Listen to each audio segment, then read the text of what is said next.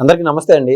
నేను మీ అశోక్ కుమార్. ఇవాళ మనతో స్టూడియోలో షణ్ముఖ్ గారు ఉన్నారు. నమస్తే షణ్ముఖ్ గారు. నమస్తే అండి. గత వారం 10 రోజులుగా జీవిరెడ్డి టాపిక్ సోషల్ మీడియాలో హల్చల్ చేస్తూ వస్తుంది. అయితే గతంలో టీడీపీకి అత్యంత ఒక సైంధవుడు లాగా, అంటే ఒక అర్జునుడు లాగా ఉన్నటువంటి జీవిరెడ్డి ఉన్న పళ్ళంగా ఆయన రాజీనామా చేయడం జరిగింది ఫైబర్ నెట్ చైర్మన్షిప్కి. మళ్ళీ ఒక వారం గ్యాప్ ఫోన్ స్విచ్ ఆఫ్లో ఉన్నాయి. విశ్వసనీయ సమాచారం ప్రకారం మనోళ్ళు చాలా మంది డైల్ చేసి చూశారు, అందుబాటులోకి రాలా. కానీ నిన్న బడ్జెట్ బాబు గారు ఎప్పుడైతే రాష్ట్ర బడ్జెట్ రిలీజ్ చేశారో ఆయన ఎందుకో ప్రతిస్పందనగా చాలా సంతోషకరంగా ఒక ట్వీట్ అంటూ చేశాడు. ఆ ట్వీట్లో ఆయన వ్యక్తిగతంగా నేను భవిష్యత్తులో రాజకీయాలకు రాలేదనో చెప్పలేను, కానీ ఎప్పటికీ కూడా నేను బాబు గారికి నేను అభిమానిని, బాబు గారు ఎల్లప్పుడూ మన రాష్ట్రాన్ని ఇదే విధంగా డెవలప్ చేయాలి అని చెప్పడం జరిగింది. అసలు ఆ ట్వీట్ గురించి మీరేమంటారు? తెలుగుదేశం పార్టీని సిద్ధాంతాన్ని, అంటే తెలుగుదేశం పార్టీ అనుసరించేటువంటి సిద్ధాంతం ఏదైతే ఉందో, సమాజమే దేవాలయం, ప్రజలే దేవుళ్ళు. మరి సమాజమే దేవాలయం, ప్రజలే దేవుళ్ళు అనే నినాదంలో జీవిరెడ్డి గారు చేసినటువంటి గత ఏవైతే ఉన్నాయో ఇన్సిడెంట్ ఒక జరిగింది వారం కిందట, హల్చల్ అయింది. అసలు ఏం జరిగింది? మరి సమాజమే దేవాలయం అని చెప్పేసి తెలుగుదేశం పార్టీ సిద్ధాంతం కదా. మరి ఇదే సమాజంలో ఫైబర్ నెట్ అనేది ఒక వ్యవస్థ కాదా? ఒక వ్యవస్థ అంటే ఒక సమాజంతో సమానము, ఖచ్చితంగా అది దాంట్లో ఎవరు కాదనేటువంటి వాస్తవము. మరి సమాజమే దేవాలయంగా భావించి తనకున్నటువంటి ఏదైతే ఫైబర్ నెట్ కార్పొరేషన్ ఇచ్చారో ఆ వృత్తిని నాకు ఇది ఒక దైవంలా భావించి అతను డ్యూటీలో దిగడం జరిగింది. అందులో దిద్దుబాటు చర్యలు కూడా తీసుకోవడం జరిగింది. సో ఎన్ని రూపాయనండి, ఇక్కడ నేను చెప్తా ఉండేది ఏంటంటే, చాలామంది అనుకుంటా ఉన్నారు జీవిరెడ్డి గారు తొందరపాటు చర్య, ఇటు అధిష్టానం తొందరపాటు చర్య అంటున్నారు. ఇక్కడ అధిష్టానం తొందరపాటు చర్య లేదు, ఇటు జీవిరెడ్డి గారి తప్పు లేదండి. అధికారుల యొక్క ఏదైతే సీఎం నారా చంద్రబాబు నాయుడు గారికి ఏ విధంగా అయితే తప్పుడుగా రాంగ్ ఫీడ్ ఇచ్చారో, మరి అదేవిధంగా జీవిరెడ్డి గారిని ఏ విధంగా ఐఏఎస్ ఆఫీసర్లు తప్పుదోవ పట్టించారో స్పష్టంగా అర్థమవుతా ఉంది. ఇక్కడ అధికారులనే మనం తప్పు పట్టాల్సి ఉంటుంది.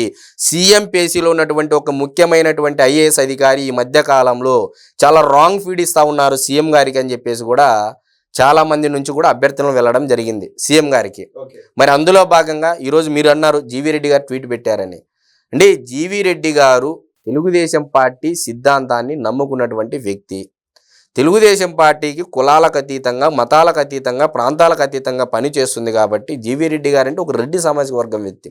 ఈరోజు ట్వీట్ ఏం పెట్టాడండి, 33,000 కోట్ల రూపాయలు లోటు, రెవెన్యూ లోటు ఉన్నప్పటికీ దాదాపు 3,22,000 కోట్ల పైమాట బడ్జెట్ ప్రవేశపెట్టిన సీఎం నారా చంద్రబాబు నాయుడు గారి యొక్క నాయకత్వం పట్ల నాకు నమ్మకము, అపారమైనటువంటి గౌరవము, విశ్వాసము, దృఢమైన సంకల్పం ఉంది అని చెప్పేసి కూడా చెప్పడం జరిగింది. కానీ ఆశ్చర్యకరంగా ఆయన ఎప్పుడైతే ఆ యొక్క ఫైబర్ నెట్ కి రాజీనామా చేశాడో, ఏ యొక్క టీడీపీ సోషల్ మీడియాలో ఛానల్స్లో కూడా జీవిరెడ్డికి ఆపోజిట్గా ఒక ట్వీట్ కానీ, ఒక వ్యతిరేకతమైన ఒక మాటలు కానీ నేనైతే చూడలేదండి. అసలు ఇక్కడ జీవిరెడ్డి గారు అదేనండి నేను చెప్తా ఉండేది, ఫస్ట్లో కూడా అదే చెప్పాను. జీవిరెడ్డి గారు చేసినటువంటి తప్పు లేదు, ఆయన ఆత్మవిశ్వాసంతో బతికినటువంటి వ్యక్తి. ఇటు తెలుగుదేశం పార్టీ అధిష్టానం కూడా సమాజమే దేవాలయం, ప్రజలే దేవుళ్ళు, ఆత్మవిశ్వాసంతో ఉన్నటువంటి వ్యక్తి నారా చంద్రబాబు నాయుడు గారు. ఇక్కడ మధ్యలో ఎక్కడ క్లాష్ జరిగిందంటే, ముమ్మాటికి ఐఏఎస్ ఆఫీసర్లు తప్పుదో పట్టించారు. ఐఏఎస్ ఆఫీసర్లు ఏమన్నా అతీతులా, పైనుంచి ఊడిపడినోళ్ళ, లేకపోతే విమర్శలకు అతీతులా? ఏమన్నా ఎవరైనా సరే ప్రజాస్వామ్యంలో ప్రజల కొరకు ఏర్పడినటువంటి ఈ వ్యవస్థలో ఎవరైనా సరే ప్రజలకు తలొగ్గొంచాల్సిందేదే.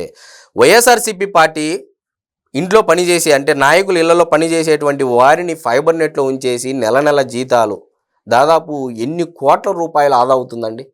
ఈరోజు జీవిరెడ్డి గారు తీసుకున్నటువంటి నిర్ణయం వల్ల రాష్ట్ర ఖజానాకు ఎన్ని కోట్ల రూపాయలు ఆదా అవుతుంది? సరే, స్పష్టంగా చెప్పండి. జీవిరెడ్డి గారు టీడీపీ పైన, టీడీపీ ప్రభుత్వం పైన అటాక్ చేసినట్టుగా కొన్ని వ్యాఖ్యలు చేశాడు.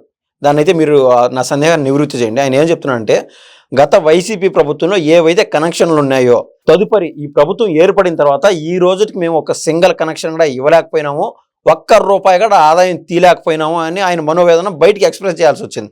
అసలు ఆ పరిస్థితి ఎందుకు వచ్చిందంటారు? ఇక్కడ సమన్వయ లోపం అండి. ఇప్పుడు ఇది బీసీ జనార్దన్ రెడ్డి గారి యొక్క శాఖ కింద వస్తుంది ఫైబర్ నెట్. సో వీళ్ళు ఏమంటున్నారు, మంత్రి గారికి ప్రోటోకాల్ చెప్పుకోకుండా, దాని తర్వాత సీఎం గారి దృష్టికి తేకోకుండా బహిరంగ విమర్శలు చేయడం అనేది కూడా ఒక రకమైనటువంటి తప్పు. కానీ ఐఏఎస్ ఆఫీసర్లు ఎప్పుడు డిసెంబర్లో ప్రెస్ మీట్ పెట్టి ఇంతమందిని తొలగిస్తున్నామని చెప్పేసి ఆదేశాలు జారీ చేస్తే, మరి ఇప్పుడు అది మంత్రి గారి దృష్టికి వెళ్ళకోకుండా ఉంటుందండి.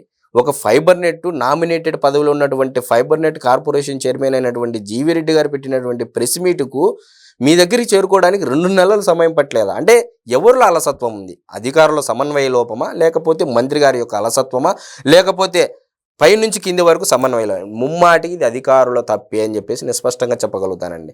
ఐఏఎస్ ఆఫీసర్లు తెలంగాణలో కూడా మీరు బాగా గమనించినట్లయితే ఈ మధ్యకాలంలో రేవంత్ రెడ్డి గారు కూడా సీఎంపీసీలో అధికారులు నాయకుడు ₹1 తింటే ఐఏఎస్ ఆఫీసర్లు ₹3 తినే కాటికి తయారైపోయింది వ్యవస్థ అని చెప్పేసి కూడా ఆయన కూడా వ్యాఖ్యానించాడు. గత ప్రభుత్వాలతో కుమ్మక్కైపోయేసి డబ్బులు దండగే దండుకో అని ఇదే ప్రోగ్రాం. అంటే డబ్బు లేనిదే ఫైల్ మూవ్ చేయట్లేదండి ఐఏఎస్ ఆఫీసర్లు. ఇది ప్రజలకు మంచి చేసే కార్యక్రమం అని చెప్పేసి వెళ్ళినా కూడా ఈ ఐఏఎస్ ఆఫీసర్లు ఎట్లా అయ్యారంటే ప్రతి వ్యవస్థలోనూ ప్రతి ఒక్క శాఖలోనూ ఇదే పరిస్థితి నెలకొంది. అచ్చెన్నాయుడు గారి శాఖలో గతంలో చూసాం వివాదాలు, సవితమ్మ గారి శాఖలో చూసాము. ఏ శాఖలో చూసినా కూడా గత ప్రభుత్వ మూలాలు అంటే వైకాపా పార్టీ మూలాలు ఐఏఎస్ ఆఫీసర్లు ఇంకా చాలా బలంగా ఉన్నాయనేది ఇక్కడ స్పష్టంగా చెప్పవచ్చండి. మరి ఇందాక మీరు ఒక మాట అన్నారు, జీవి రెడ్డి గారి మీద తెలుగుదేశం పార్టీ సోషల్ మీడియా చాలా స్ట్రాంగ్గా ఉంది, ఆయనకు సపోర్ట్గా నిలిచిందని. గతంలో ఇదే రేవంత్ రెడ్డి గారు కూడా ఒక తెలుగుదేశం పార్టీ సిద్ధాంతాన్ని, ఆ నాయకత్వం బలపరిచినటువంటి విధానాలని బలంగా తీసుకునేటువంటి వ్యక్తి, నమ్మినటువంటి వ్యక్తిని చేసినటువంటి వ్యక్తి కాబట్టి ఈరోజు Telugu Desam party social media own చేసుకుందండి రేవంత్ రెడ్డి గారిని. కాంగ్రెస్ పార్టీలోకి వెళ్ళినా సరే విమర్శించలేదు ఎక్కడ. తెలుగుదేశం పార్టీ కార్యకర్తల కష్టం వల్లనే నేను ఈరోజు ఈ స్థాయిలో ఉన్నానని చెప్పేసి సగౌరవంగా అసలు ఒక గుండె మీద చేసుకొని దమ్ముగా, ధైర్యంగా, నీతిగా, నిజాయితీగా కాంగ్రెస్ పార్టీలోకి వెళ్ళాడు. ఈరోజు ఎక్కడున్నాడండి? ఇదే వల్లభనేని వంశీ గారు, రేవంత్ రెడ్డి గారు ఇద్దరు ఒకటేసారి రాజకీయాల్లోకి ఎంట్రీ ఇచ్చారు. ఒక ఆయన ఒక పార్టీ పట్ల విశ్వాసము, చిత్తశుద్ధి, అంతఃకరణ శుద్ధి, దమ్ము, ధైర్యము, ఆ నాయకుడి మీద ఉంచినటువంటి నమ్మకము సీఎం సీట్లో కూర్చోబెడితే ఇంకో వ్యక్తిని ఈరోజు కటకటాల పాలేక అయ్యాడు. తేడా సుస్పష్టం. ఇక్కడ మనం చెప్పాల్సిన పని ప్రజలు మనకంటే ఎక్కువ అన్నీ గమనిస్తూ ఉన్నారనేది మనం స్పష్టంగా చెప్పవచ్చండి. థ్యాంక్స్ అండి. నమస్తే.